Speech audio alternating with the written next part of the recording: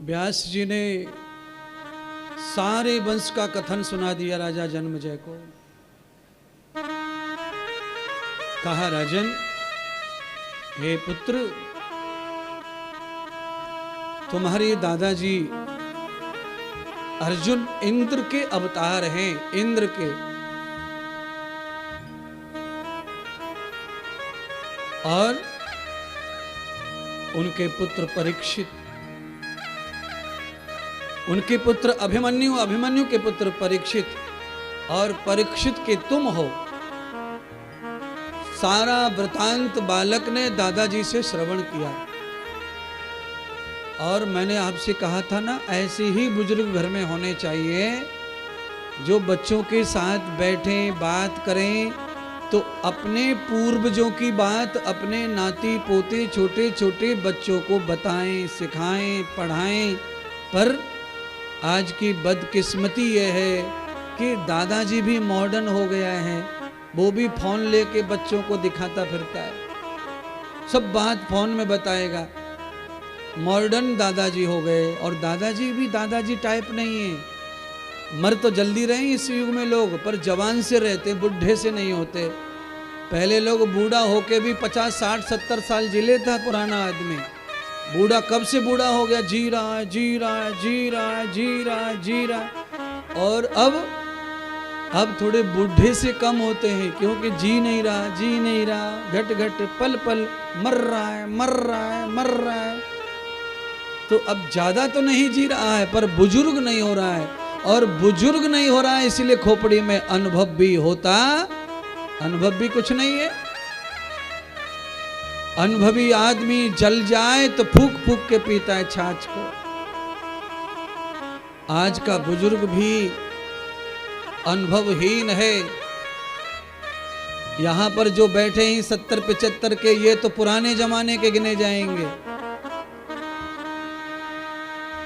ये जो थोड़े हमारी उम्र के जो बुजुर्ग हैं, जैसे हम बुजुर्ग हैं, पर अब हम बुजुर्ग दिख नहीं रहे, वो अलग बात है। आप भी बुजुर्ग हैं, आप भी नहीं दिख रहे बुजुर्ग, और बिना बुजुर्ग हुए किसी दिन गुट पुट हो जाएंगे, पता ही नहीं चलेगा, लोग हैरान हो जाएंगे, कल तो अच्छे थे, आज कैसे लुढ़क गो बाबा।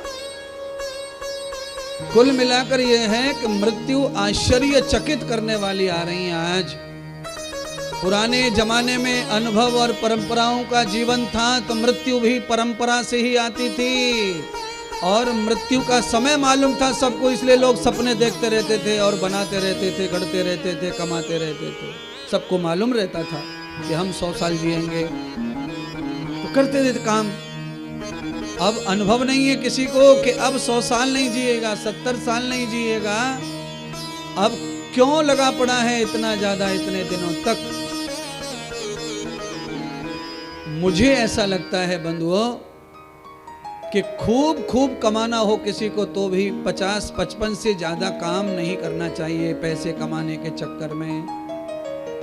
वैसे काम रोज करो, वही काम मुफ्त में करो, किसी आश्रम में जाओ सेवा करो, कहीं और जाओ सेवा करो, रोड पे खड़े हो जाओ कुछ सेवा करो। सेवा तो दिन भर करो, पर अपने कमाने की जो परंपरा है उसको किसी समय पे छोड़ देना चाहिए। सरकार ने रिटायरमेंट का जो समय रखा है वो भी ठीक है, कम से कम इतनी उम्र में कमाने की परंपरा छोड़ दी, पेंशन वेंशन मिल जाए। तो ऐसी अवस्था में जीवन में वानप्रस्थ धारण करके सेवा से लग जाना चाहिए। सेवा, वानप्रस्थ में कोई जाना नहीं चाहता, बुढ़ा न कोई बुढ़ी, केवल वृद्धाश्रम में जाना चाहते, वानप्रस्थ में नहीं जाना चाहते। हमारे यहाँ वृद्धाश्रम है, मैं आपको बताऊं, 97, 98 साल के हो के हमारे आश्रम में बुढ़े मर रहे हैं। पर मैं उनको इतनी बार कहता हूं कि तुम्हें 15 साल हो गए मेरे यहाँ, 14 साल हो गए, कोई है नहीं तुम्हारा, तो कम से कम मरते मरते भगवे हो जाओ, कम से कम कपड़े ही बदल लो, मन नहीं बदला तो कम से कम इतना कर लो। पर मर गए, पर उनसे साधु बना गया नहीं, सन्यास की दीक्षा ली नहीं गई, और सन्यासियों के आश्रम में रह रहे, सन्यासी जैसे ही रह रहे, पर दीक्षा नहीं ली गई उनसे। एक आश्रम का नुकसान हो गया कि नहीं? अब सन्यास लेने के लिए दोबारा मनुष्य बन के आना पड़ेगा, क्योंकि सन्यास जब तक नहीं हो जाएगा तब तक तुमको शरीर से मुक्ति मिलने वाली तो लेना ही पड़ेगा ये तो, चाहे अब ले लो चाहे अगले जन्म में लेना, फिर लेना फिर लेना फिर लेना। हाँ, संन्यास लेकर के सन्यासी जीवन कुछ दिन जीना चाहिए, ज्यादा मत जियो, 2-4 साल तो ले लो। हाथ पैर दांत मुंह शोभा सुंदरता सब लुट गई, सब खत्म हो गई, घर वाले जूते मार रहे हैं, तो अब तो साधु हो जा।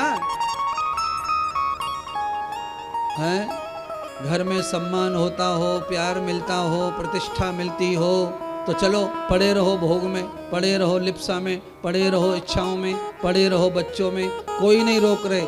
अच्छा, साधु बन के भी थोड़ी कुछ छूट जाता है, साधु बन के तो सब दिखता ही है, सब तो है साधु के पास। पर मैं ऐसे साधु होने के लिए नहीं कह रहा हूं जो सब दिख रहा है, मैं ये कह रहा हूं कि कथा का जो आज का प्रारंभिक था, कथा का जो प्रारंभिक था, ये कहने का था कि जैसे छोटी सी चिंगारी आग लगाने को काफी है, छोटा सा नींबू फाड़ने को दूध काफी है, थोड़ी सी चुटकी भर नमक ज़्यादा हो जाए तो सब्जी बिगाड़ने को काफ़ी है, ऐसे ही मैं कह रहा हूँ कि आप थोड़े से भी अच्छे साधु हो जाएं, थोड़े से भी आप विरागी हो जाएं, थोड़े से भी त्यागी हो जाएं, तो उतना ही आपके उद्धार के लिए काफ़ी है। ज़्यादा रंगने की ज़रूरत नहीं है, थोड़े थोड़े में ही बहुत अच्छा हो जाता है। अच्छा बोलो, पानी छोटा हो, पेड़ छोटा हो तो पानी भी तो कम लगता है ना। आपके गमले जो घर में रखे हैं उसमें कितना पानी देते हैं आप?